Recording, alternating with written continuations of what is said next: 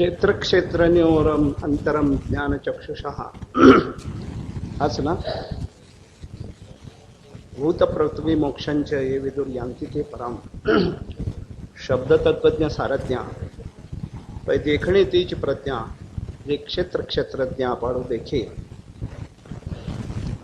पांडुरंगाच्या पुजाऱ्यांनी आज्ञा केलेली आहे की या श्लोकावर तुम्ही बोलावं. आणि ज्ञानेश्वर महाराजांच्याच भाषेत प्रभू तुम्ही महेशाची मूर्ती. माझं जेवढं अल्पस्वल्प ज्ञान आहे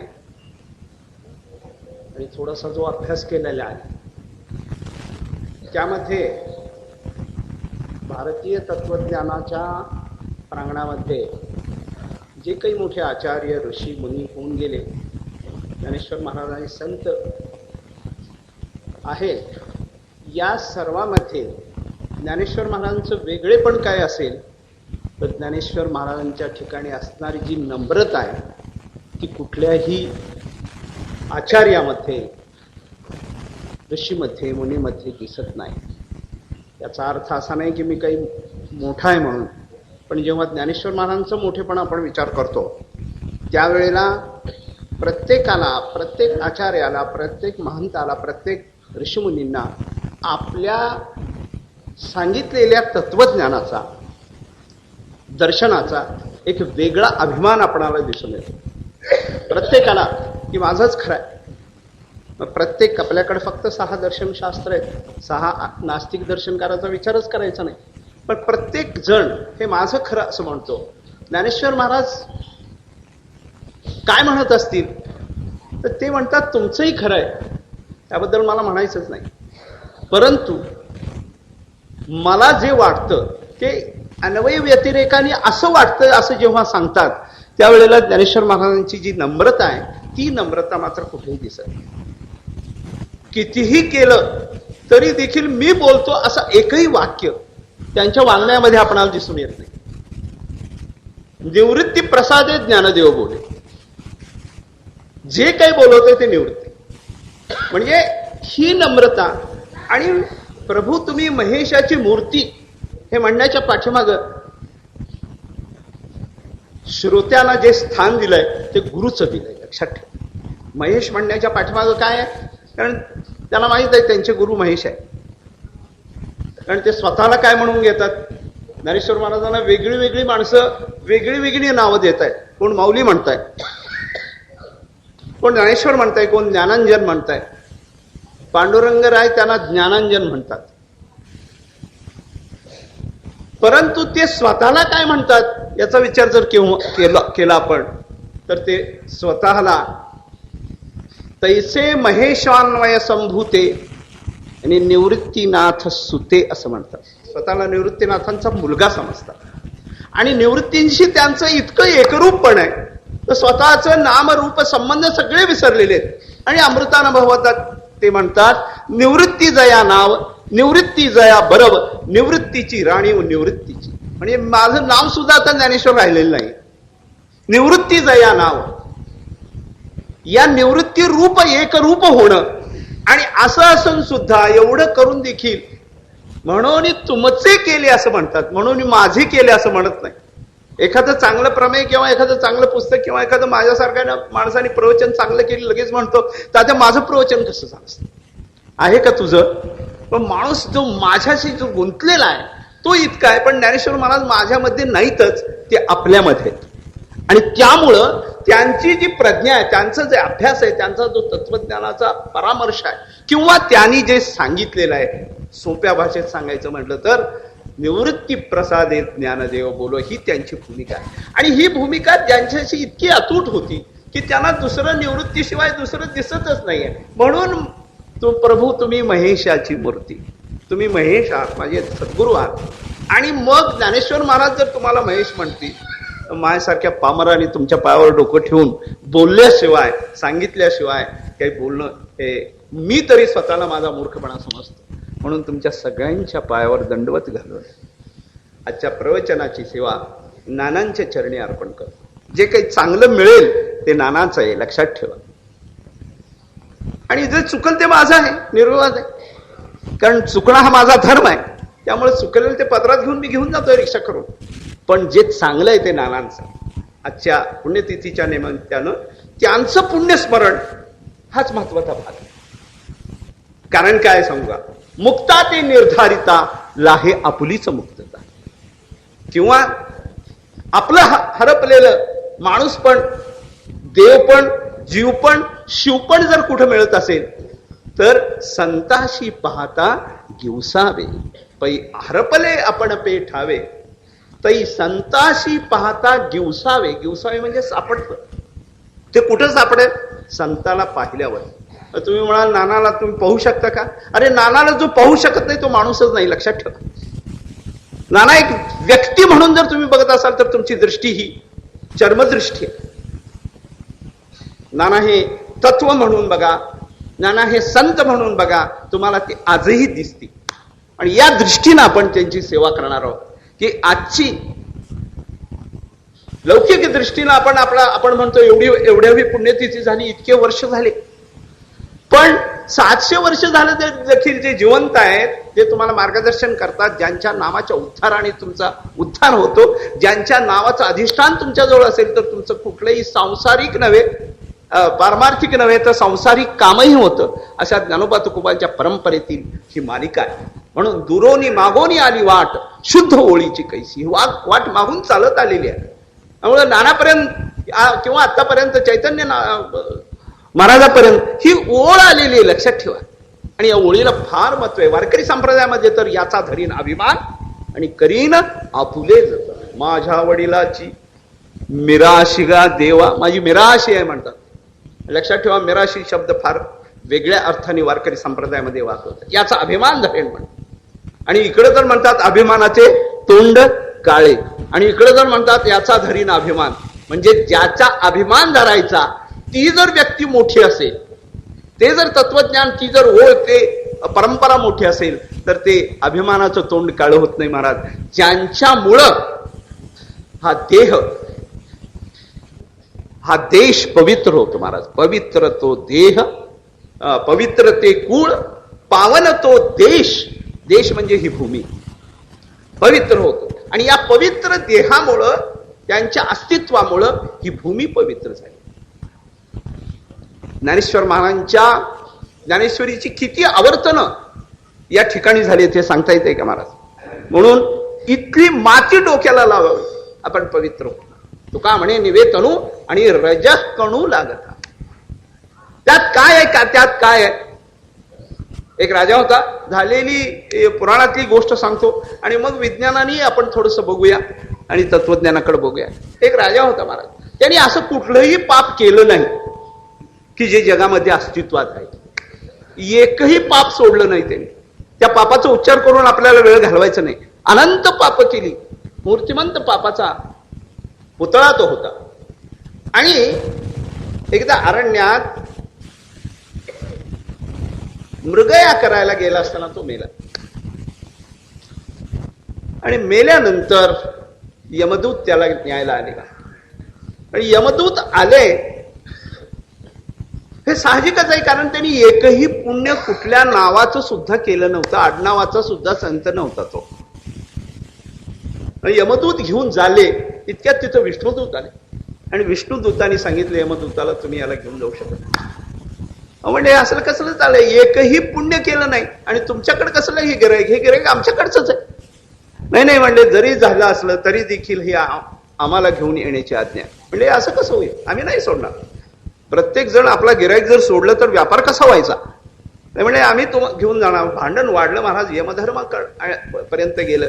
आणि मग यमधर्माने म्हटले, एकही पुण्य केलं नाही महाराज, तुम्ही घेऊन कसं जातो? म्हणजे काय सांगता, त्यांनी एकही पुण्य केलं नाही. पण ज्या ठिकाणी तो मयत झालाय ना, ती जी जागा आहे ती जागा अत्यंत महत्वाची आहे. आणि ती जागा आहे की ज्या वेळेला गोपिकेने आपल्या देहाचा उत्सर्ग केला, ते उत्सर्ग केल्याची जी जागा आहे, ती जी माती आहे, त्यालाच आपण गोपी चंदन म्हणतो. त्या गोपी चंदनाच्या, म्हणजे जिथं गोपीनं आपला देह सोडला त्या ठिकाणी यांनी देह ठेवलाय. तेवढंच कामामुळं, तेवढ्या जागेमुळं याला स्थान मात्र विष्णू देवतात. मी काय सांगतोय, ती भूमी पवित्र होते. संतांच्या वास्तव्यामुळं ही भूमी पवित्र झाली. केवळ ही भूमी नाही, कुल तर पवित्रच आहे, पण ही भूमी पवित्र झाल्यामुळं माझ्यासारखा अपवित्र आला तरी चांगलं बोलल्याशिवाय राहणारच नाही, अशी परिस्थिती आहे महाराज. कारण काय आहे, इथं जसा गवयाचं पोर रडायचं झालं तर ते सुरातच रडतं, इथं जो व्यासपीठ आहे, आता थोडस स्पष्ट बोलतो, हे प्लॅटफॉर्म नाहीये. लक्षात ठेवा, हे जर प्लॅटफॉर्म असतं ना तर माझ्याकडनंही झालं नसतं. पण जसं जजमेंट सीट ऑफ विक्रमादित्य आहे ना, तसं हे इथं नाना बसलेत ना, त्यामुळं त्यांचं जे आहे ना, राधाकृष्णन एके ठिकाणी फार सुंदर लिहितात. आपले तत्वज्ञ ते राष्ट्रपती होते, ते फार सुंदर लिहितात. मला इंग्लिश येत आहे म्हणून सांगावं असं नाही वाटत बरं का, ती योग्यच आहे म्हणून सांगतो. ते म्हणतात, we are the man seeking for the great cause, because cause is great, greatness will come to us. ते असं म्हणतात, आम्ही हिंदू तत्वज्ञानी माणसं अशा उच्चतम ध्येयाकडे जात आहोत. त्या ध्येयातलं जे श्रेष्ठपण आहे ना, ते श्रेष्ठपण आमच्याकडे आल्याशिवाय राहणारच नाहीये. तसं ज्या सिंहासनावर मी बसलोय, व्यासपीठावर बसलोय, ते व्यासपीठच इतकं उच्चतम आहे की त्यातला मोठेपणा माझ्याकडे आल्याशिवाय राहणारच नाही. त्यामुळे मी काही जरी बोललो तरी नानांनीच बोललो असल्यामुळं मला कुठलीही भीती नाही आहे. नानांच्या पवित्र चरणावर मस्तक ठेवून आपण जो विषय घेतलेला आहे, आणि तो विषय तात्यांनी काढून दिलेला आहे, तो विषय आहे क्षेत्रज्ञ विभाग, 13वा अध्याय. ज्याला साधक म्हणून व्हायचंय ना, त्यांनी 9वा 12वा 15वा वाचायची गरज नाहीये, बाकीच्याचा अभ्यासही करायची गरज नाहीये.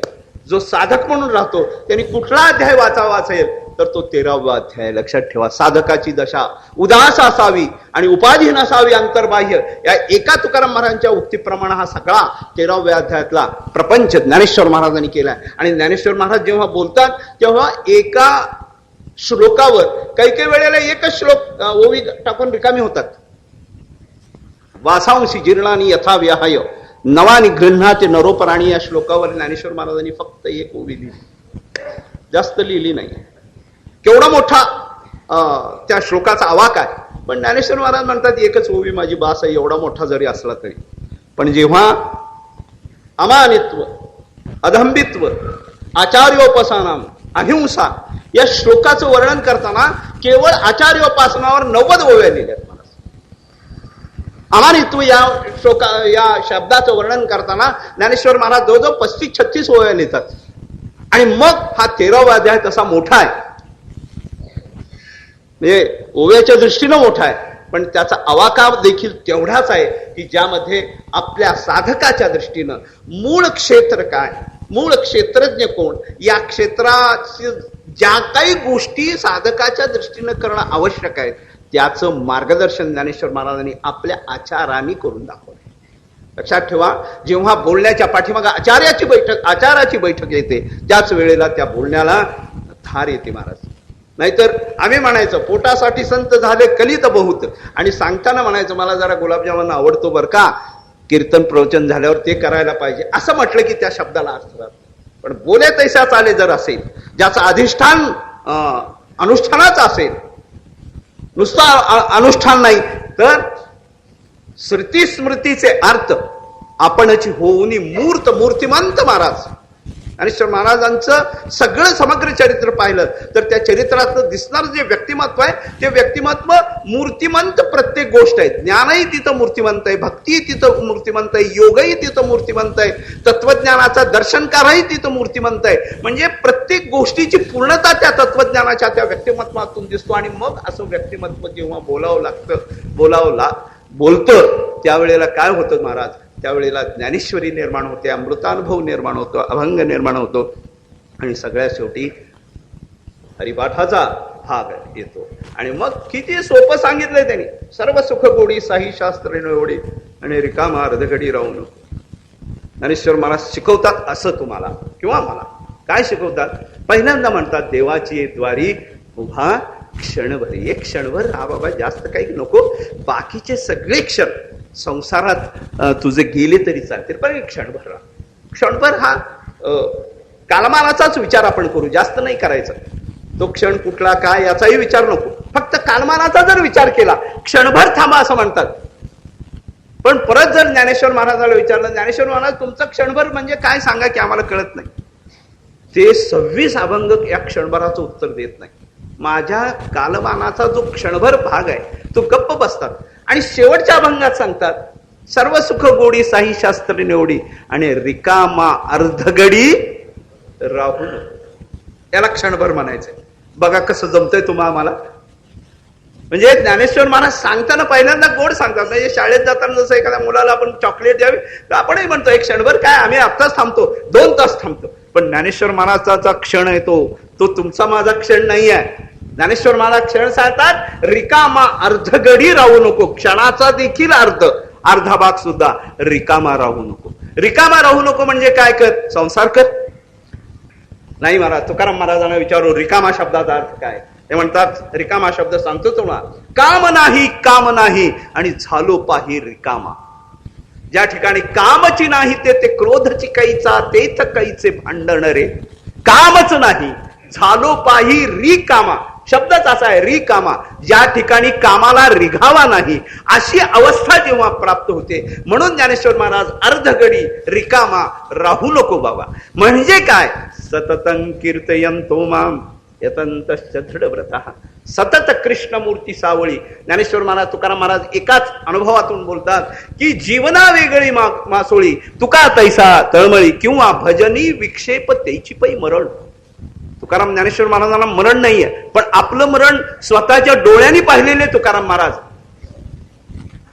आपुले मरण पाहिले म्या डोळा असं म्हणणारे तुकाराम महाराज म्हणतात, मला पण मरण आहे.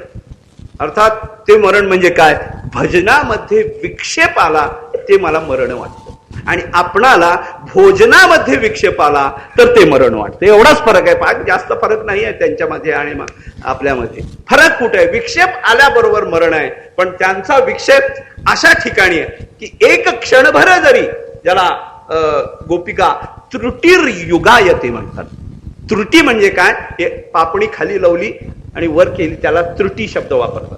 तो त्रुटी म्हणजे मी जेव्हा पापणी खाली करते तेव्हा मला कृष्ण दिसत नाही, आणि तो कृष्ण न दिसल्यामुळं मला किती वेळ कृष्ण दिसला नाही तर युगायते, युग वाटतं. अशी रिकामा अर्धगडी राहू नकोची व्याख्या आहे. म्हणजे ज्ञानेश्वर महाराजांचं क्षणभर आणि रिकामा अर्धगडी याचं विश्लेषण जेव्हा 27 अभंग पूर्ण करू, म्हणून माऊली सांगतात ते पहिल्यांदा तुम्हाला मुलाच्या भूमिकेतून सांगतात, आणि सांगता सांगता त्याला कळायला लागलं की मग म्हणतात रिकामा अर्धगडी राहू नको बरं का बाबा. म्हणून 13व्या अध्यायामध्ये जे शिकवलेलं आहे ते असं शिकवलेलं आहे. तुम्हाला सांगताना सांगतात क्षेत्र म्हणजे काय, त्याचे विविध भाग काय, ते 36 गुण काय, त्या 36 गुणाचं तुम्हाला आम्हाला म्हणतात, आपण विचार करतो मी 36 गुण म्हणजे आम्हाला काय करायचंय, पण त्याच्याशिवाय तुला राहतच येत नाही. 5 ज्ञानेंद्रिय, 5 कर्मेंद्रिय, 11 मन, त्याचे पंचविषय, त्याचे विविध.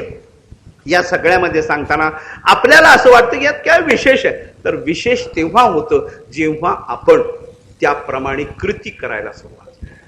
म्हणून लक्षात ठेवा, जोपर्यंत हा देह आहे तोपर्यंत या देहाचा विचार महत्व नाहीये. पाश्चात्य तत्वज्ञान आणि पौरात्य म्हणजे आपलं तत्वज्ञान यामध्ये फरक असा आहे की पाश्चिमात्य तत्वज्ञान केवळ देहाकडे बघतं. चालायला कठीण व्हायला लागलं म्हणून त्या माणसाने सायकल सोडली. सायकलवर सुद्धा पायडल मारावं लागलं म्हणून त्यांनी मोटरसायकल शोधली, या देहाला सुख मिळावं. मोटरसायकलवर सुद्धा वारा लागायला लागला म्हणून गाड्या सोडल्या, पण या देहाला सुख व्हावं म्हणून. त्या गाड्यामध्ये सुद्धा उकडायला लागलं म्हणून एअर कंडिशन काढलं. त्या गाड्याने सुद्धा वेग सहन होईना म्हणून विमान काढले. पण हे सगळं कुणासाठी, तर या देहाच्या सुखासाठी, मनाच्या सुखासाठी. पाश्चिमात्य तत्वज्ञानाने काहीही केलं नाही, तिथंच त्यांची चूक आहे. सगळं आहे, परंतु जर मन स्थिर नसेल, आणि म्हणून मनाचा विचार ज्ञानेश्वर महाराजांनी एकच केलाय. हे मन काय आहे सांगा बरं. ज्ञानेश्वर महाराजांनीच व्याख्या सांगितली, बाकी कुणीही सांगितली नाही. महाराज, एका डॉक्टरकडे जावा तुम्ही आणि त्या डॉक्टरला विचारलं मन कुठे आहे म्हणून. अगदी पायाच्या अंगठ्यापासून केसापर्यंत तुम्ही सगळं शरीर विच्छेदन करा आणि हातावर दाखवा हे मन आहे म्हणून. कुणी दाखवू शकेल काय महाराज? बरं, दाखवू शकत नाही, पण मन नाही असं कुणी म्हणू शकेल काय? आम्हाला मनच नाही असं कोणी म्हणू शकेल काय? अगदी दारू पिणाराही म्हणतो माझ्या मनातही दारू प्यायचं, म्हणजे तिथंही मन आहे. मग मन म्हणजे काय?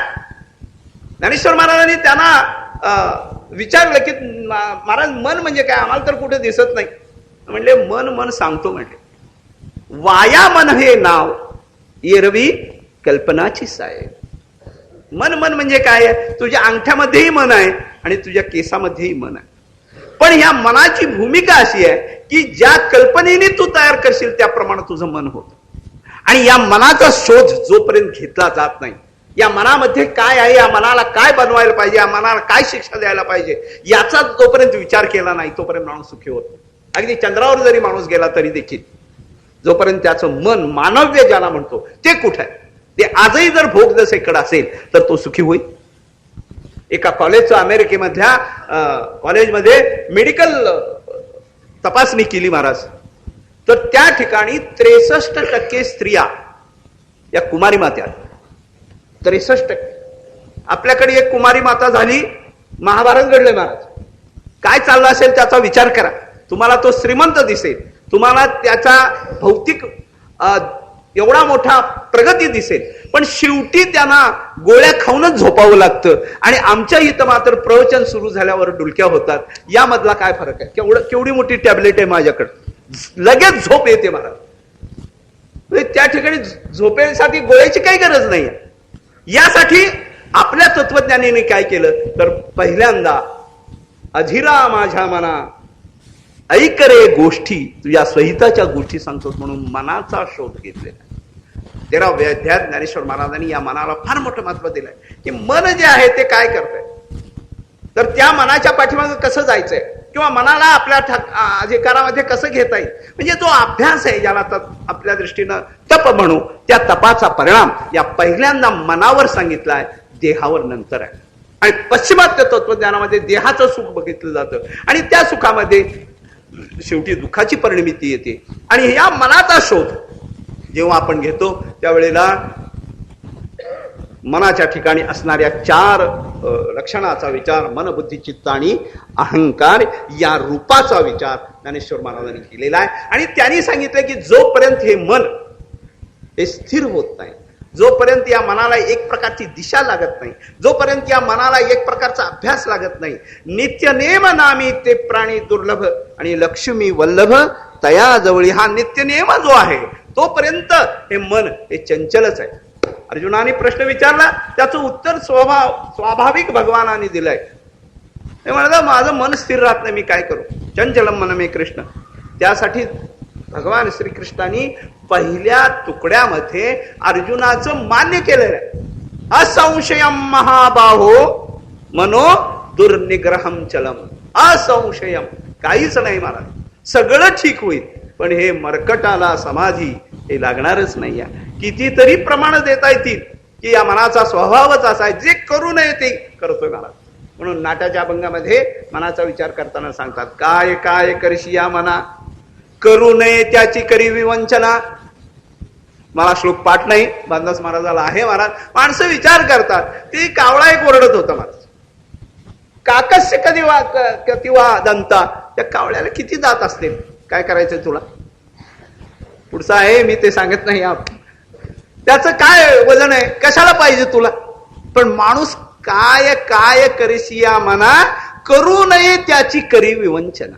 जे करायला नकोय त्याची विवंचना करायची. पण या मनाचा तो स्वभाव आहे. पण त्या मनाला जर सांगितलं, जर तू एकच काम कर, ठाईच पैसोनी करा एक चित्त, आवडी अनंत आळवावा, किंवा आवडीने भावे प्रभू नाम घेशी, तुझी चिंता त्याशी सर्व आहे. जे करू नको म्हणाल ते बरोबर करायचं. म्हणून आमच्याकडं नवनाथामध्ये एक अडभंगनाथ आहे महाराज, त्याचं सगळं उलट आहे. त्याला जर म्हटलं की तू तप कर, तुझ्या बापाचं काय जात आहे, अरे तू गुरु कर, तुला काय करायचंय. मग गोरक्षनाथाने उलट केलं, म्हणले मी तुझा गुरु, तू माझा गुरु हो. तू माझा गुरु हो म्हटल्याबरोबर ते अडभंगनाथ म्हटले, मला गुरु हो म्हणतोस बेटा, तूच माझा हो ना. म्हणजे सगळं उलट.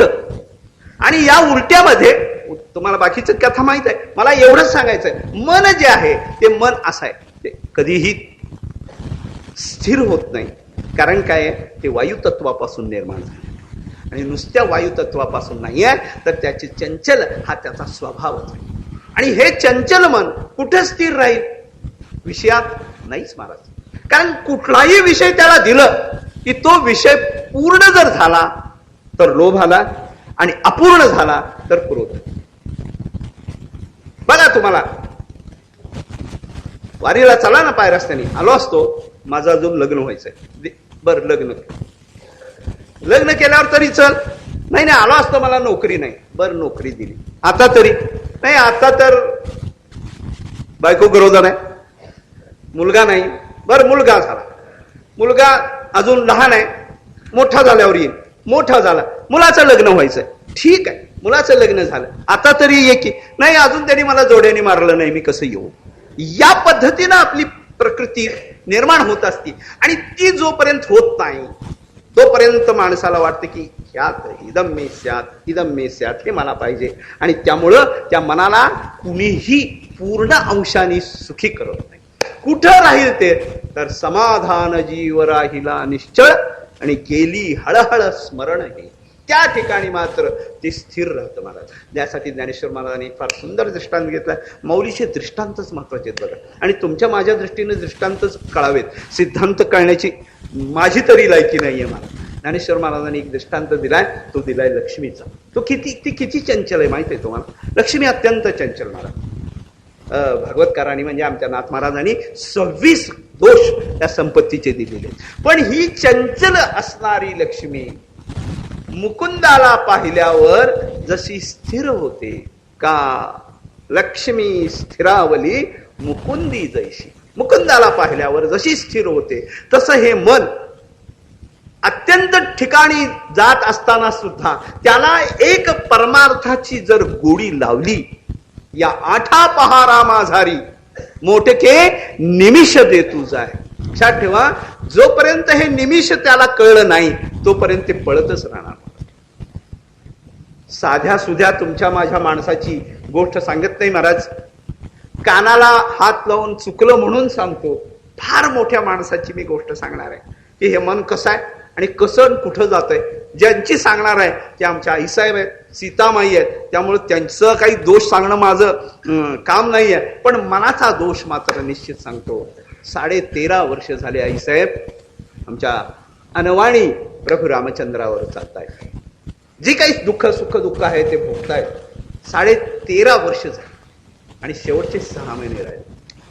विचारच करतायत दोघ जण की आता काय 6 महिने राहिलेत, आपण जायचं, राज्याभिषेक करायचं, राज्य वगैरे करायचं, असे दोघ जण विचार करताय. दरम्यान त्या पर्णकुटीमध्ये एक मृग आला. माहित आहे तुम्हाला गोष्ट, त्यात काय माझ्यासारख्या आणि काही नवीन सांगायचं मला.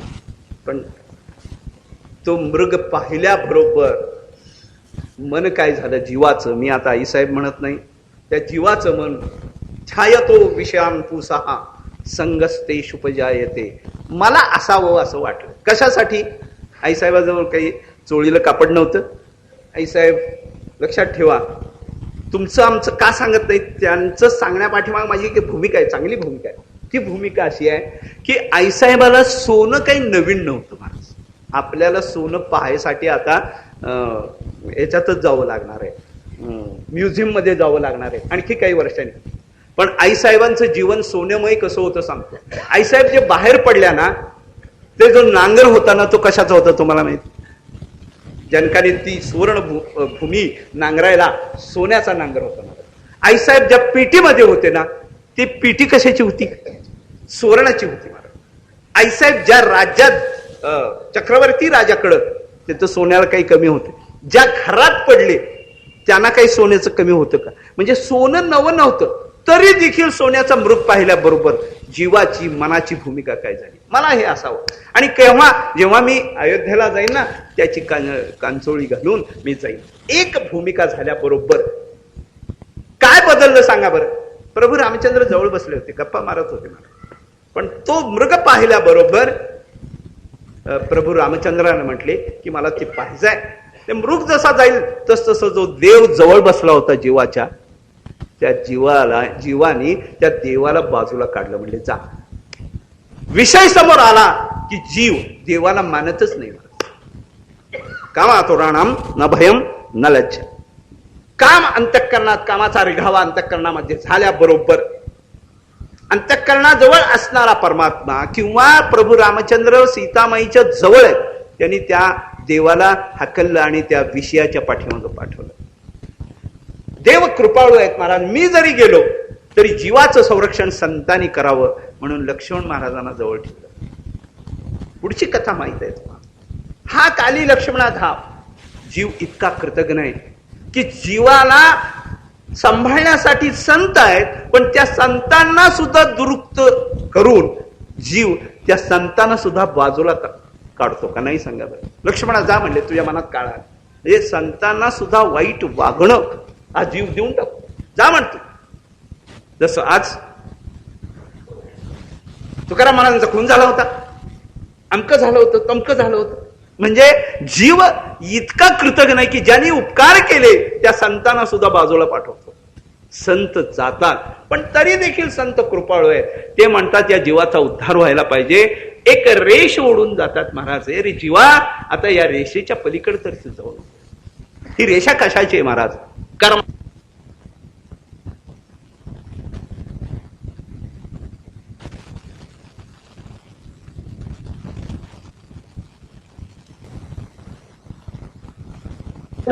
रेषा आहे. या रेषेच्या पलीकडे जाऊ नकोस. पलीकडे गेला की अहम रावण आहे, तुला घेऊन झाल्याशिवाय राहणार नाही. ही रेषा तुझ्या संरक्षणासाठी मानलेली आहे. वेद, शास्त्र, पुराण, धर्म, ग्रंथ, संत वाङ्मय हे देवानी जीवासाठी केले. ती रेषा आहे. या रेषेच्या पलीकडे देवा जाऊ नको.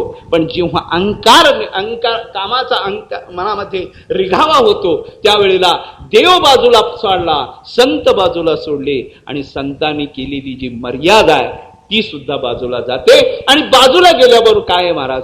रावणाच्या ताब्यात जावं लागतं. सीतामाई सारख्यांना 6 महिने रावणाच्या ताब्यात जावं लागलं. आपल्यासारख्यांना सततच रावणाचा ताबा आहे माहिती, दुसरं काही नाही. रावण म्हणजे अहंकार, दुसरं काही नाही. रावण म्हणजे काम, रावण म्हणजे क्रोध. का तर आपण देवाला बाजूला सोडतो, संतांना बाजूला सोडतो, संतांचा उपदेश बाजूला सोडतो आणि मग म्हणतो मला हे पाहिजे. तू रावणाच्याच ताब्यात जाणार आहे, तुला राम मिळणारच नाही. मला किती जर मेल्यावर माणसं वेड्यासारखी राम बोलो भाई राम म्हणतात. जेव्हा ते ताटीवर घेत आपल्या पंढरपूरला जय जय विठ्ठल, जय हरी विठ्ठल, आम्ही तो मोठ्याने ओरडतो. त्यातला थोडा जरी आवाज ज्याला तुम्ही बांधून नेताय त्याच्या कानावर पडला असताना, जिवंत असताना, तरी देखील उद्धार झाला असता. महाराज मेल्यावर काय उपयोग आहे सांगा. म्हणजे मेल्यावर सुद्धा माणसं प्रयत्न करतात पण त्याचा काय उपयोग. मला सांगायचं काय की जीव जेव्हा मनाच्या या भूमिकेतून बाजूला जातो, ज्याचं अवधान चुकलं जातं, ज्याचा विवेक चुकला जातो, ज्याचा आचार चुकला जातो, मग आई साहेबांनी 6 महिने जेव्हा शोक केला त्यावेळेला तुकाराम महाराजांनी एक संवाद आपल्या पुढे ठेवलेला आहे. आणि तो संवाद आहे आपल्या अत्यंत प्रिय अशा सखी त्रिजटेला बोलताना. ती म्हणते, सांग वो त्रिजटे, हे त्रिजटे मला सांग की मी काय पाप केलंय. आणि आपल्या जीवनाचा सगळा पाडा सीतामाई वापरतात. मी कधीही खोटं बोलले नाही. प्रभू रामचंद्राशिवाय अन्य पुरुषाचा कधीही विचार केलेला नाही. मी कधीही पती पत्नीचा वियोग केला नाही. अशी सगळ्या गोष्टी ती सांगते. आणि शेवट सांगते, इतकं असून सुद्धा मला प्रभू रामचंद्राचा वियोग झाला, इतकं असून सुद्धा मी माझ्या अवधानापासून बाजूला झाले, इतकं असून सुद्धा माझं मन हे स्थिर राहिलं नाही. याला कारण काय आहे तर ती म्हणते, नाडियेले मृगकांती सोने. माझं मन त्या विषयाकडे, म्हणजे सोनं असेल, मृगकांती असेल, पण त्याच्याकडे मी गेले, एक क्षणभर गेले तर मला 6 महिने प्रभू रामचंद्राचा म्हणजे देवाचा वियोग सहन करावा लागतो. आपल्याला देवाची आठवण बाकीच्यांचं सांगत नाही. आमचं भजन केव्हा असतं माहिती आहे वारकऱ्याचं? ह्या एकादशी ती त्या एकादशी, मधली काही भानगड नाही. पण म्हणताना कसं, आम्ही दर एकादशीला भजन करतो. अरे दर म्हणजे 15 गेले ना, मिया नहाते क्यों जुम्मे के जुम्मे. अरे जुम्मे के जुम्मे काय, या शुक्रवार ती या शुक्रवार 8 दिवस गेले ना. तसं नाही आपलं भजन. असं जर भजन झालं, आणि यालाच म्हणायचं मनाचं अनुसंधान. क्षेत्रज्ञाचं क्षेत्र जे निर्माण केलेलं आहे, एवढं मोठं दिलंय. तुम्हाला सांगू का की याची ताकद किती जबरदस्त आहे. नर करे तो नरका नारायण बन जाय. एवढी ताकद आहे. दिली इंद्रिये हात पाय कान डोळे मुख बोलाया वचन जेणे तू जोडशी नारायण. एवढी ताकद आहे या इंद्रियामध्ये. एक माणूस बानू महाराज माझ्याकडे पाया पडायला आला. लोक पाया पडायला जेव्हा येतात ना तात्या, त्यावेळेला त्यांना त्यांचं स्वतःचं मोठेपण एवढं सांगायचं असतं, पण पाया पडायचं असतं. आणि मग आम्ही वा वा वा मोठेच आले असं म्हटलं की त्यांना बरं वाटतं. माणूस आला, पाया पडला, बसला. तर त्यांनी गॉगल लावला होता. उन्हाळ्याचे दिवस होते. ठीक आहे, त्यात काय विषय. मी काही बोललो नाही. केव्हा काय आला एवढं झालं, पण त्याच्या मनातलं होतं ते मी बोललो नाही ना. म्हणजे दादा हे गॉगल बघितलं का? म्हणलं बघितलंय, छान आहे. त्याला त्याबद्दल कौतुकाने सांगायचं होतं. म्हणजे काय आहे म्हणलं, हा गॉगल आहे ना, तो भारी आहे. नाही भारी होताच, आणि तो मूळ माणूसच श्रीमंत होता, त्यामुळे 2-2.5 रुपयाचं काय घालणार. म्हणला या गॉगलाची किंमत 30,000 रुपये. अरे बापरे, बघा म्हणला. आणि ते खरंच होतं, 30,000 रुपयाचं कौतुक होतं. पण आता मला त्याला थोडासा चिमटा काढायचा होता. 30,000चा गॉगल हा मोठा आहे, तू मोठा आहे, मला काय करायचं, त्याचं काही देणं घेणं नाही आहे. पण या मोठेपणामध्ये जर तू गुंतलास तर त्याला जोपर्यंत चिमटा घेत नाही तोपर्यंत ते खाली येणार नाही. मला म्हणले 30,000 रुपयाचा आहे. हो म्हणला, बघा 30,000 रुपये. परत एकदा 30,000 रुपयाचा आहे. हो म्हणले 30,000 रुपयाचा आहे. मग मला एवढं सांग, 30,000चा गॉगल ज्या डोळ्यावर घालतो त्या डोळ्याची किंमत किती? आणि जेणे हा जीव दिला दान त्याचे करीतो कीर्तन स्मरण. त्याचं मी कीर्तन करतो, त्याचं भजन करतो. त्या डोळ्याची किंमत, एका इंद्रियाची किंमत, आता ते हे आहेत ना काय लावतात, डायलिसिस लावतात, त्याच्या एका याची किंमत कितीतरी लाख आहे महाराज. आणि त्याने हा सगळा जीव दिलाय दान. त्याचं कधी विचार, कधीतरी यांनी मला हे दिले, इंद्रिय दिलेत, डोळे दिलेत, मुख दिलेत, कान दिलेत, ज्या कानाने आपण काय ऐकू शकतो, काय बोलू शकतो, काय करू शकतो, कर्तृत्व भोक्तृत्व एवढं जबरदस्त या शरीरामध्ये आहे. विवेकानंदांच्या जीवनामध्ये अशीच एक घटना झाली महाराज. त्यांचे वडील वकील होते, पण जेव्हा वारले त्यावेळेला आर्थिक एवढी त्यांच्यावर संकट आलं की एक दिवस अन्न खायची सुद्धा त्यांना भ्रांत झाली. खूप प्रयत्न केले आणि मग विवेकानंदांच्या डोळ्यातून पाणी आले. आई बसली होती महाराज, बाकीचे घरचे लोक बसले होते. आणि मग पाणी पाहून त्या आईचं हृदय हे केलं, हेलावलं आणि म्हणले, तू रडतोस का? म्हणले सगळं खोटं आहे, देव खोटा, धर्म खोटे, सगळे खोटे. किती प्रयत्न करतोय मी, काय किती प्रयत्न केले नाहीत का? आणि असा तुझा देव आहे. म्हटले या देवाने मला काय दिले असा प्रश्न विचारला मला. त्यांची माता सुद्धा विवेकानंदांची माता होती, म्हणजे साधी नव्हती महाराज. राग आला, देवाला बोलतोय म्हणून राग आला. तू तुझ्या कर्माला बोलत नाहीस, तू देवाला बोलतोस. देवाने काय दिलं म्हणतोस, देवाने काय दिलं ते मी तुला दाखवतो म्हणून त्याचा दंड धरला. दरदर ओढून महाराज एका आरशा पुढे नेले आणि म्हणले देवाने काय दिलंय त्या आरशात बघ. दिली इंद्रिये हात पाय कान डोळे मुख बोलाया वचन. एवढी मोठी ताकद दिली आहे. नरदेह निधान लागले हाती उत्तम सार उत्तम गती. देव होऊ म्हणती तरी होतीच, दुसरं काही नाही. जर ठरवलं या देहाने देह व्हायचा तर देवच होऊ, एवढी ताकद आहे महाराज. किती ताकद आहे. कृष्ण स्वरूप ते झाल्यानंतर रुक्मिणी माता वर्णन करते, लाजले गे माये कोणाशी ओवाळू आणि जिकडे पाहावे तिकडे चतुर्भुज गोपाळू. इतकं तत्स्वरूप होतो महाराज.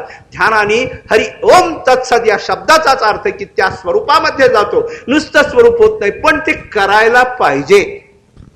तुकाराम महाराजांची भाषा थोडीशी कठोर आहे, पण ती सत्य आहे. ते म्हणतात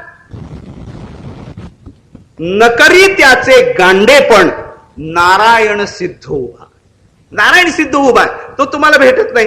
तुमचं नपुसकत्व म्हणजे या मनाला, या देहाला, या क्षेत्रज्ञाला जर ओळखायचं असेल, तर क्षेत्रज्ञाला कळायचं असेल तर पहिल्यांदा तू देह काय आहे हे पहा.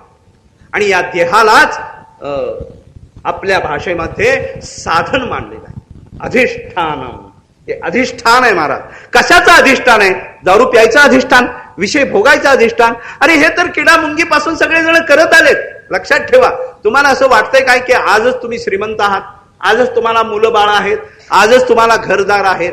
त्या किडा मुंगीला विचारावं तू कसं आहे, तर ती म्हणली मी माझ्या महालामध्ये राहते, माझी खोली एअर कंडिशन आहे, मी सुद्धा माझ्या नवऱ्याबरोबर संसार करते, मी देखील माझ्या नवऱ्याला बोलू का जोड्याने मारते, तुम्ही मारता म्हणून काय विशेष फरक आहे? जे जे आहे ते सगळं आहे, फक्त लिमिटेड कंपनी आहे. आपल्याला वाटतं हे सगळं आपल्याला मिळालं, तसं नाही आहे. ज्या ज्या योनीमध्ये आहे त्या ठिकाणी त्या योनी मध्ये सुद्धा भजन हे मात्र करणं जर आवश्यक असेल तर मात्र महाराज सांगा बरं, गरुडाने केलेली तपश्चर्या, मारुतीरायाने तपश्चर्या, कुठल्याही महाराज केलेली, गजेंद्रांनी केलेली तपश्चर्या ही वाया गेली महाराज?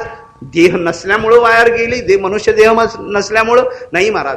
भजन करायला, मार्गावर यायला कुठल्याही साधनाची, कुठल्याही देहाची अपेक्षा ठराविक असं नाही आहे. मग तुम्हाला जर सगळंच दिलं असेल, नुसतं इंद्रिय दिली नाही आहेत तर बुद्धी दिली आहे महाराज. आणि त्या बुद्धीनं काय करायचंय? हे चांगलं काय, वाईट काय, सारा सार विचार, त्रिगुण असार, निर्गुण हे सार, सारा सार विचार. ऐका विचार.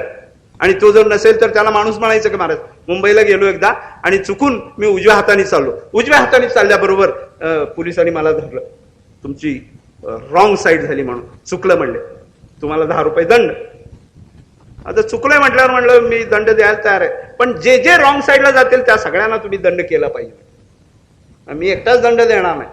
म्हणजे तसंच आहे, जे काही रॉंग साईडला जातील त्याला आम्ही दंड देणारच म्हटलं. मी खिशातनं 10 रुपये काढले, त्याला देणार इतक्यात म्हटलं हे बाकीचे जे चाललेत ना त्यांना सुद्धा दंड करा. तर बाकीचे जे चालले होते ना ती गाढवं होती महाराज, उजव्या बाजून चालले, माझ्यासारखीच. त्या गाढवाला दंड आहे का? म्हणतो नियम जो आहे तो माणसासाठी, तसं शास्त्र जे आहे ते तुमच्या माझ्यासाठी. शास्त्र सांगेल ते सांडावे, ते राज्यही तृण मानावे. सांगितलं ना शास्त्राने 14 वर्ष जायला पाहिजे, वडिलांची आज्ञा आहे महाराज. विचार नाही केला, ते हुतू पण कामा नये, सांगितल्याबरोबर लगेच अनवाणी. आपण काय केलं असतं? माझे काय दोष आहे, आमचं आत्ताच माझं पट्टाभिषेक व्हायला पाहिजे आणि मग त्यानंतर आम्ही विचार करू. हा विचार नाहीये. शास्त्र सांगितलं, वडिलांची आज्ञा ही मानायलाच पाहिजे, त्याप्रमाणे ते निघाले महाराज. आणि ही भूमिका जोपर्यंत अंतःकरणामध्ये येत नाही तोपर्यंत परमार्थ होत नाही.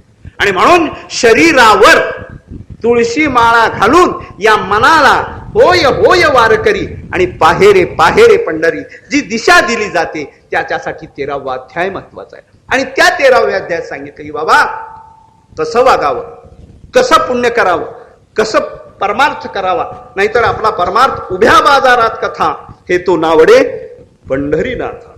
कधीही परमार्थ उघडा करू नये महाराज. उघडा केलं की सगळं संपतं. आता जगच सगळं उघडं व्हायला लागलंय, पण त्यामधला जो शालीनता आहे ते संपलं. परमार्थामध्ये तरी ते टिकून राहावं. म्हणून मी किती परमार्थ केला याचा उच्चार नाही करायचा. त्यांनी सांगितलंय, स्वकीर्ती कानी नायकावी, पूज्यता डोळा न देखावी, मी अमुका एक ऐसी नवावी सेची जगा. से म्हणजे आठवण. आठवण सुद्धा व्हायला नको मी अमुक आहे, मी अमुक आहे ही आठवण ज्याला नाही आहे तो संत आहे. आणि मी अमुक आहे, अरे मी वकील आहे ना, मी साधा आहे का, असं म्हटल्याबरोबर जो से आहे, आठवण आहे, ज्याची मनाची आठवण विसरली नाही त्याला परमार्थ साधच नाही. असो ऐसा कोठे आठवची नाही, देहीच विदेही भोगुदशा. ही भोगुदशा विदेहावस्था प्राप्त व्हायची असेल, देह असूनही देहातूच प्राप्त व्हायची असेल तर या मनाला एक महत्वाचा जो भाग आहे तो शिकवणीचा आहे, तो अभ्यासाचा आहे, तो अनुष्ठानाचा आहे, तो तपाचा आहे. म्हणून ज्ञानेश्वर महाराज म्हणतात, तपे विण दैवत निधल्या विण प्राप्त. तपाशिवाय म्हणजे अभ्यासाशिवाय काही जमतच नाही महाराज. किती पोरं कॉप्या करून पास झाले तरी देखील जेव्हा जीवनाच्या परीक्षेमध्ये तो उतरतो त्यावेळेला तो नापास झाल्याशिवाय राहणार. तसा परमार्थामध्ये जोपर्यंत परमार्थ हा कृतीमध्ये येत नाही, बोले तैसा साले ही अवस्था प्राप्त होत नाही. नाहीतर बोले आण करी आण त्या कैचे ब्रह्मज्ञान. बोलायचं एक आणि करायचं एक नाही महाराज. जसं सांगितलंय आणि त्यांनी काय सांगितलंय, जास्त काही सांगितलेलं नाहीये, लक्षात ठेवा. सर्वसामान्य माणसाला ते हठयोगी जमणारच नाही मला. नाडीत्रया माझी सुषुम्ना संचरण नसा देहामान ऐसे बोलती मुनिजन सांगितलंय त्यांनी. नाडीत्रयाच्या ठिकाणी सुषुम्ना संचरण करायचा, मग गुदवार अपान वायू वर आणायचा, वरचा वायू खाली घालायचा. हे जमेल का महाराज? ज्ञानेश्वर महाराज त्याचं वर्णन करताना सांगतात, तहानेलिया तहानची पियावे. तहान लागली तर तहानच पिऊन टाकायचं. कसं जमेल? भूक लागली तर भूकच खाऊन टाकायचं, हे जमेल का? म्हणून योगाच्या वाट्या जे रिगाले गा सुभटा तया दुःखाचाची वाटा भागाला. आपल्याला ती भानगड सांगितली नाही. योग याग विधी येणे नो हे सिद्धी. काय सांगितलं? एक तत्वनाम धडधरी म्हणा, हरीशी करुणा येईल तुझी. बर, तुम्ही मग म्हणाल आम्हाला धड धरा असं म्हणताय, पण नाम आम्हाला धरताच येत नाही. आम्ही मनापासून जेव्हा नाम उच्चारलं की त्यावेळेला काय होतं? कीर्तनी बैसता निद्रे ना अमृताहुनी गोड नाम तुझे मन माझे केशव. का बाण घे, का घेत नाही सांग बर?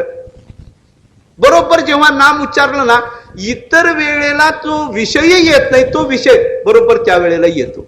मग अशा वेळेला आम्ही काय करावं? त्याचंही उत्तर दिलंय मला. जाणीव नेणीव भगवंती नाही आणि उच्चारणी पाही मोक्ष सला. या ठिकाणी जाणीवेणी बघतोय का नेणीवेणी बघतोय हेही देव बघत नाही. मग पुत्रा पाचारिले पापीय दुर्जने तो अजामळू वैकुंठ सरतारे रे. किंवा त्या गणिका एक पाखरू पोखिले होते पाचारिले प्राण जाता ती तयशी ऊर्ध्वगती ऐशी बोलती पुराणी. ही अवस्था प्राप्त होते. कारण काय? तो नामाचा महिमा. म्हणून नाम मनात असतानाही घ्या आणि नसतानाही घ्या, तो नाम महिमा. पेढा खाताना मी ठरवलं हा पेढा मला कडू लागायला पाहिजे, तरी देखील पेढा गोडच लागणार. आणि त्या पेढ्याला शपथ घातली, हे पेढ्या तुला आईची शपथ आहे, मला गोड लागला पाहिजे, म्हणून जरी तोंडात टाकला तरी तो गोडच आहे. कारण काय? तो वस्तू महात्म्य तसं हे नाम महात्म्य, पण ते आचरणात आणलं पाहिजे. मनात असू अगर नसू नित्यनेम हे करायलाच पाहिजे. आणि ते करायला लागलं की मग मन मात्र महाराज एका जनार्दनी गाता हरीचे नाम निमाली इंद्रिय विषय विसरली काम. त्या नामाचा असा महिमा होतो की आपण त्याचं नामस्मरण सतत करा, मनाने करा, अभावाने करा ना, मनात नसताना करा ना, चित्त नसताना करा ना, वाईट विचार असताना करा, पण तरी करायला सुरुवात करा. त्या नामाचा बोध असा होतो की एक वेळ असा येतो की ज्या ठिकाणी आठव नाठव गेला हवा भाव झाला, स्वयमेव पांडुरंग ही अवस्था प्राप्त होते. या नामाच्या महिन्यातून या मनाला जे शिक्षण द्यायचंय ते शिक्षण 13व्या अध्यायात देतात की एकदा का या क्षेत्राचा तुला ज्ञान झालं, त्या क्षेत्रज्ञामध्ये असणारा जो मी आत्मा राम आहे त्याचं ज्ञान झालं की मग तुझं काहीही काम राहत नाही महाराज. तैसा हृदया माझी मी रामू असता सर्व सुखाचा रामू. परंतु इथं आलं की सगळं संपलं महाराज. आणि इथं परंतु मध्येच तुम्ही आम्ही सगळेजण आहे. परंतु काय आहे? भ्रांताशी कामो विषयावर आहे. ज्ञानेश्वर महाराज एक दृष्टांत देतात आणि तो दृष्टांतही तेवढाच पवित्र आहे, मोठा आहे महाराज. दूध किती पवित्र आहे हे सांगायची गरज नाही आहे. ते दूध जेव्हा काढतो ना त्यावेळेला दुधाच्या जवळ, अत्यंत जवळ माणूसही नाही आहे किंवा ते वासरू पण नाही आहे. त्या दुधाच्या स्तनाजवळ काय आहे माहित आहे का? ज्ञानेश्वर महाराज म्हणतात गोचीड आहे. किती जवळ आहे? पण ते गोचीड म्हणजे जीव काय पितो माहित आहे? रक्त पितो. विषयाचं रक्त पिण्याची आपल्याला सवय लागली, त्याच्या आतल्या बाजूला अमृत आहे हेच आपण विसरलो. पाहे पा दूध पवित्र आणि गोड पासी त्वचेच्या पदराड. माऊलीचं वर्णन आहे महाराज. अत्यंत जवळ आहे परंतु ते अमृत पिणार नाही महाराज. संतांना दया आली बघा. 700 वर्षापूर्वी ज्ञानेश्वर महाराजांचं लिहिणं आहे. आज ते सिद्ध झालंय विज्ञानाने की प्रत्येक पदार्थामध्ये जंतू असतात.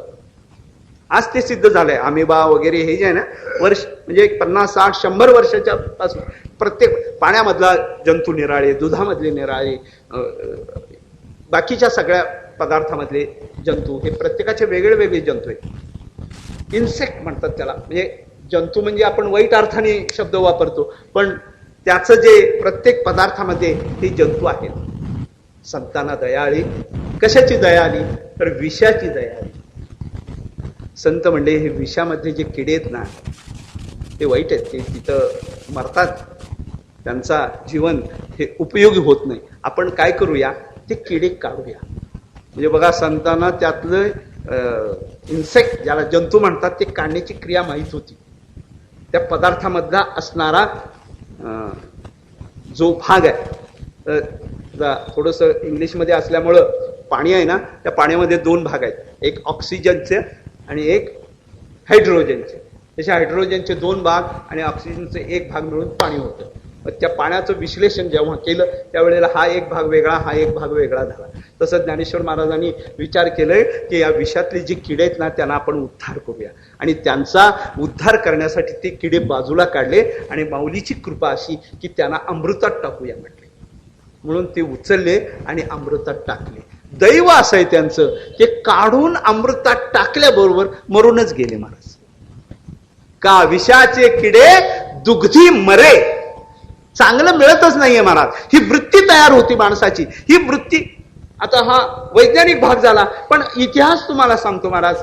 युद्ध, धर्मयुद्ध झालं, कौरवांचा निपात झाला आणि दुर्योधन आपल्या कृतीनं नरकात गेला. जो नरकात गेला होता त्या नरकाचं नाव आहे कुंभपाक. कुंभपाक म्हणजे काय आहे? संपूर्ण विष्ठा, आणि त्या विष्ठेमध्ये त्याला टाकलं. स्वर्गामध्ये जेव्हा आमचे धर्मराज गेले त्यावेळेला विचार आला की मी माझ्या कर्माने स्वर्गात गेलो, पण तरी देखील माझा भाऊ हा नरकात आहे. हे काय बरोबर नाही. लक्षात ठेवा, धर्मानी आयुष्यभर दुर्योधनाला दुर्योधन म्हणून कधीच बोलवलं नाही मला. तो बोलवायचा, तो सुयोधन म्हणायचा. कधीही तो सुयोधन नसताना देखील तो दुर्योधनच होता महाराज. दुसऱ्याचं धन घेणारा तो दुर्योधन. माझ्या सगट सगळे आले बर का. तो नरकात आहे असं वाटल्यानंतर त्यांना कृपा आली महाराज. संतांची कृपा कशी असते महाराज? स्वर्गातून नरकाकडे जाण्याची त्यांचं असं कुठलंही कर्म नव्हतं, पण संत जीवाचा उद्धार करण्यासाठी प्रत्यक्ष नरकात गेले महाराज. नरकात गेले आणि त्यांनी पाहिलं, दुर्योधनाने लांबून पाहिलं महाराज, धर्म येतोय. धर्म कशासाठी येतोय हेही कळलं त्याला, की मला या नरकातून तो काढण्यासाठी येतोय. तो काय माझ्यासाठी युद्ध करायला येतोय असं नाहीये, माझा उद्धार करायला येतोय. पण त्याची वृत्ती इतकी नीच होती महाराज की भले मी नरकात गेलो तरी चालेल, पण माझ्या शत्रू करून माझा उद्धार होता का? याला काय म्हणायचं? म्हणजे स्वतःचं नाक कापलं तरी चालेल, पण दुसऱ्याला अपशकुन करणारी जी वृत्ती आपल्या ठिकाणी आहे ती वृत्तीच महत्वाची आहे. आणि जवळ गेल्यानंतर त्यांनी काय केलं? गळ्यापर्यंत तो तणगत होता महाराज त्याच्या कर्माने, पण जेव्हा धर्म जवळ गेला त्यावेळेला तो जो मुंडक्या सगट खाली गेला स्वतःहून. कशामध्ये? एअर कंडिशन जागा नव्हती महाराज. कुंभपाकी बुडी दिली दुर्योधने. कुंभपाकामध्ये स्वतःहून, आणि पाहेना लाजेने मुख धर्मा. धर्माला मुख सुद्धा दाखवायला नाही. म्हणजे धर्म एवढा मोठा श्रेष्ठ आहे की स्वतःची अवनीती करून देखील जगाचा उद्धार करण्याचा प्रयत्न करणारे संत, त्यांना देखील यश मिळू नये म्हणून हा कुंभपाकामध्ये मला दुःख झालं तरी चालेल, हे जे अधिष्ठान शरीराचं आहे ते अधिष्ठान जोपर्यंत बाजूला जात नाही आणि प्रतिष्ठापना क्षेत्रज्ञाची होत नाही तोपर्यंत हे क्षेत्र, हा देह मिळाला काय आणि नाही मिळाला काय, काही फरक नाही.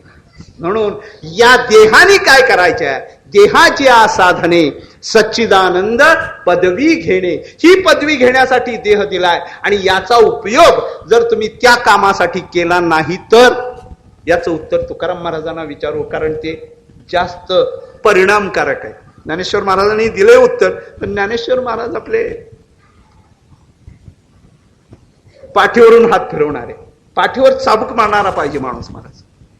जर असं नाही वागलं तर तुकाराम महाराज म्हणतात, पूस नाही पायचारी मनुष्य परी कुतरी. ती झटक्यात समजलं ना, विश्लेषणाची गरजच नाही मला.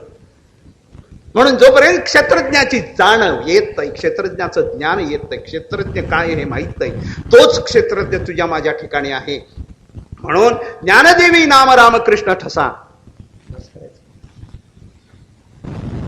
तेने दशदिशा आत्माराम. ही आत्मारामाची अवस्था जोपर्यंत प्राप्त होत नाही तोपर्यंत क्षेत्रज्ञाचं ज्ञानही कळत नाही, आणि क्षेत्रज्ञ कळलं तरी काही होत नाही महाराज. केवढं मोठं शरीर आहे, किती ज्ञान आहे, किती शक्ती आहे. त्या शक्तीचा वापर जर आपण योग्य रीतीनं केला तर प्रत्यक्ष देव सांगा, देव कान होती आणि निर्जीव चालविली भिंती, अशी तत्व. दयाचे बिसाड शब्द सुखे म्हणो येती वेद, सदेह सच्चिदानंद कान व्हावे. का होणार नाही? पण आपण करायचंच नाही तरी त्याला काय करायचं. म्हणून क्षेत्रज्ञाचं ज्ञान होणं यातच ज्ञान आपल्या जीवनाची इति कर्तव्यता जोपर्यंत आपण मानत नाही, आपण त्याचा वेध जोपर्यंत घेत नाही, त्याची सेवा जोपर्यंत करत नाही, जोपर्यंत त्या विषयाकडे आपण बघतोय, सीतामाई सारखी अवस्था होते की जवळचा राम आपण बाजूला काढतो. त्या रामाला म्हणतो जा निघून, संतांना म्हणतो जा निघून, तत्वज्ञानाला म्हणतो हे सगळं खोटं आहे आणि मग तुझं एकटंच खरं होय. कुठपर्यंत खरं वाटतं, जेव्हा आयुष्याचे सूत्र बिघडता, भूताची उमटे खडाडता, एक एक एक एक जेव्हा भूत जाय लागतं, चेतना जाय लागती, त्यावेळेला म्हणतो मला माळ घालाल का. माणसं येतात महाराज आमच्याकडे. एक माणूस माझ्याकडे आला, माळ घालायचंय मला, दादा घाला म्हणजे. बसला समोर. तर माळ घालण्याची प्रक्रिया तुम्हाला माहिती आहे, तिथं बुक्का असतो, तो त्याच्या कपाळाला लावायचा असतो महाराज. मी बुक्क्यात हात घातला आणि त्याच्या कपाळाला हात लावायचा असं म्हटलं, पण ते इतकं हालत होतं महाराज, मी इकडे हात केला की इकडं जायचं, इकडे केलं की इकडं जायचं, म्हणजे जीवनामध्ये तो कधीही स्थिर बसला नाही. आणि अशा वेळेला माळ घालतोय की ज्या वेळेला त्याचा काहीही उपयोग नाही महाराज. बहिरा झालोय, मुका झालोय, काय राहिलंय तुझ्याजवळ, गेले टळले प्रहर तीन, काय निजसुरा निजसी. अजून आयुष्याचे 3 प्रहर गेलेत, ज्या क्षणाला आपण काहीही करू शकत नाही, त्यावेळेला जर करायचं म्हणतं. पण संत कृपाळू आहेत महाराज, ते म्हणतात आलाय ना, देर से आहे लेकिन दुरुस्त आहे. आलाय ना तर आता तर तुझा होता, आता तरी पुढे हाची उपदेश, आता तरी पुढे बाबांनो हेच करा. त्या क्षेत्रज्ञाचा वेध घ्या, या क्षेत्राने तो क्षेत्रज्ञ मिळवा. आणि एकदा का तो क्षेत्रज्ञ मिळाला, वश्य होय राजा, मग आपुला आल्या प्रदा, माझी या भक्ता आणि संसाराची चिंता, काय समर्थाची कांता कोरान्न मागे, असं म्हणतात. योगक्षेमम वहाम्यम. केव्हा सहज नाही महाराज, अनन्याश्चिंतयंतो. हा अनन्य जो होतो, आणि अनन्य शब्दाचा अर्थ आहे की तत्स्वरूप होतो. म्हणूनच क्षेत्रज्ञाशी जेव्हा एकरूप होतो त्यावेळेचं ज्ञान, त्यालाच क्षेत्रज्ञाचं ज्ञान म्हणतात, त्यालाच ज्ञानेश्वर महाराजांचं ज्ञान म्हणतात, त्यालाच ज्ञानाचं ज्ञान म्हणतात. त्या ज्ञानस्वरूप ज्ञानाला, ज्ञानाला, ज्ञानेश्वराला नमस्कार. कुंडलीक वरदारी विठ्ठल श्री ज्ञानदेव तुका विठ्ठला विठ्ठल. कुंडलीक वरदारी श्री